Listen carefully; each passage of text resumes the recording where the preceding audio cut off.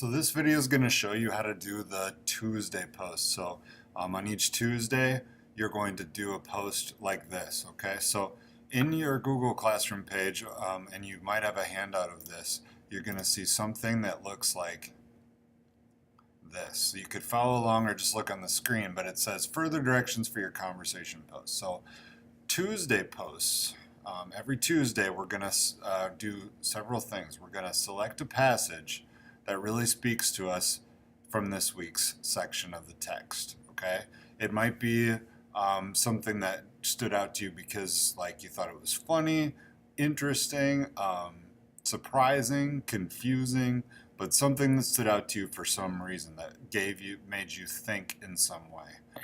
Okay, so you're going to select that passage, then you're going to type that passage word for word using quotation marks and the page number into a post.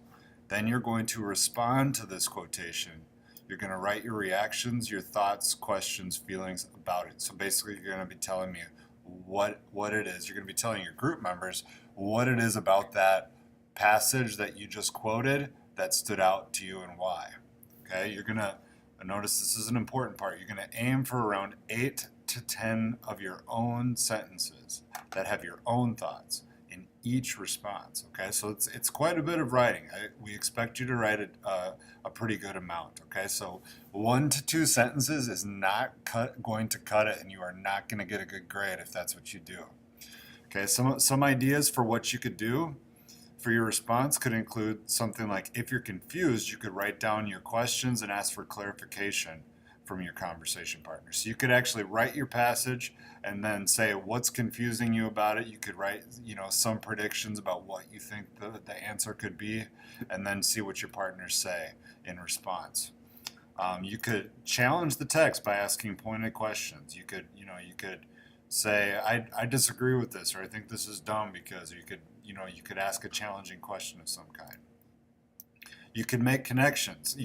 You could make a connection to yourself. Say something like, this reminded me of my own life when, or you could say, this reminded me of a movie I saw because, or this reminded me of this song because, or this reminded me of something in the real world that I noticed, and write about that. You could identify the writer's craft, meaning you could discuss the literary techniques used. This one's a little bit advanced, so I wouldn't expect to see a lot of you using this one, but you could talk about like the way the sentences are put together, the way the writer draws you in to the text. You could make a prediction about what you think is going to happen and give evidence for your prediction. Okay, so here's how it will look when you're done. You'll have a quote that you've chosen, which is this part right here. Notice that it's put in quotation marks and it's provided the page number. And then the rest of this is the person's own words. I want to show you what this will look like in an actual classroom page, okay? So your teachers, Mrs. Palkey, Mr. Clark, and Mrs. Caston have created their own little lit circle for the Hunger Games, okay? So when we go in, we're going to see the assignment conversation number 1, and it's time for our Tuesday post.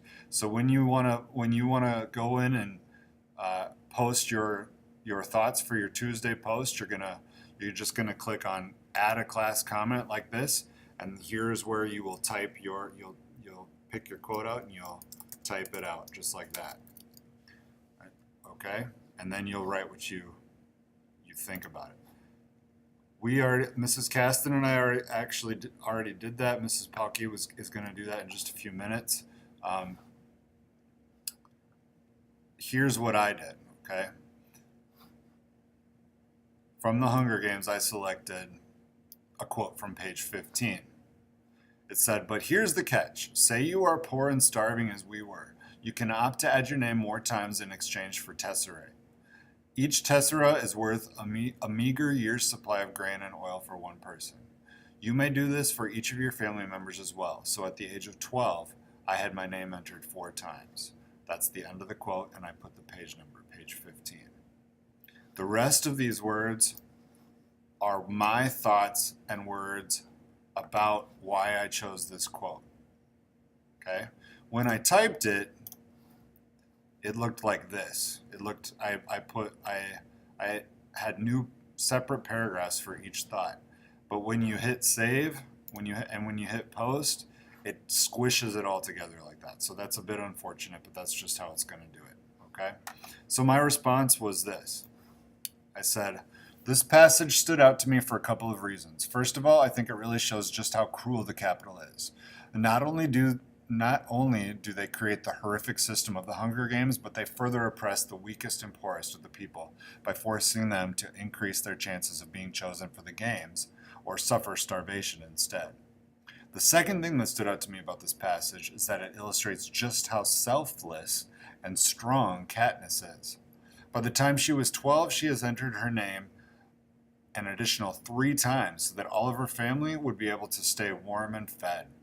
Katniss is clearly the caretaker of her family and is the strength and backbone of support. So notice I wrote quite a number of sentences there, and I used good grammar. So I had capitalizations at the beginning of each sentence and periods at the end at a bare minimum, and I had complete thoughts. Okay, here was Mrs. Castens.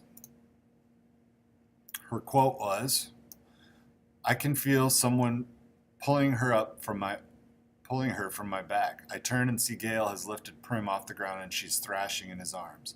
Up you go, Catnip, he says in a voice he is trying to keep steady.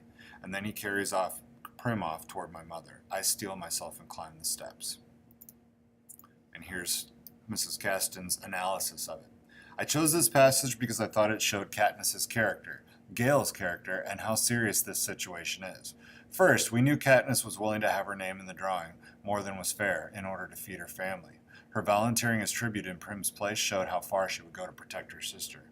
We also knew Gale and Katniss had a special relationship. I actually thought Gale would have taken Katniss's place if he could have. I thought it was very honorable of him to scoop up Prim and put on a brave face to encourage Katniss as she went to the stage. I think by using her nickname, Catnip, he gave her a bit more courage and showed his love for her. Overall, it is just so hard to believe that any society would think that having students battle each other would be okay. Seeing Katniss put her family before herself really just shows how awful this Hunger Games is going to be." So that's how you do your Tuesday posts. You pick a quote and you analyze in depth. So your teachers, Mrs. Palkey, Mrs. Caston, and I expect this level of analysis for your post, this level of writing. So if you have any questions, you can ask us. Otherwise, you can get started.